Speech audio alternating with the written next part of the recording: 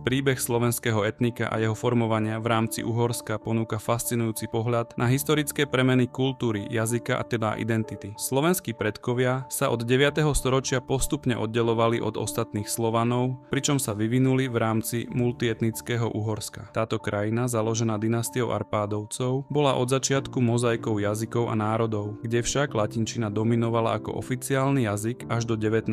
storočia. Valasi, ktorí prenikli na Slovensko v 14. storočí, obohatili miestnu kultúru pastierskými tradíciami, ktoré sú dnes vnímané ako typické pre slovenské etnikum. S nimi prišli aj Rusíni, ktorí výrazne prispeli k osídleniu severovýchodných regiónov. Zároveň sa na území Slovenska od 11. storočia kontinuálne usadzovali židovské komunity, ktoré významne ovplyvnili kultúrny a duchovný život, napríklad prostredníctvom významných rabínskych škôl. Stredoveké obdobie prinieslo rozmach vzdelanosti. Študenti zo Slovenska študovali na významných univerzitách v Prahe, Viedni a Krakove, čo prispelo k intelektuálnemu obohateniu regiónu. V Bratislave dokonca vznikla krátko pôsobiaca univerzita, Akadémia Istropolitána. Gotická architektúra dosiahla svoj vrchol s dielami, ako je hlavný oltár majstra Pavla z Levoče, najvyšší zachovaný drevený oltár na svete. Príbeh Slovákov je o odolnosti a schopnosti prispôsobiť sa v mnohonárodnom prostredí.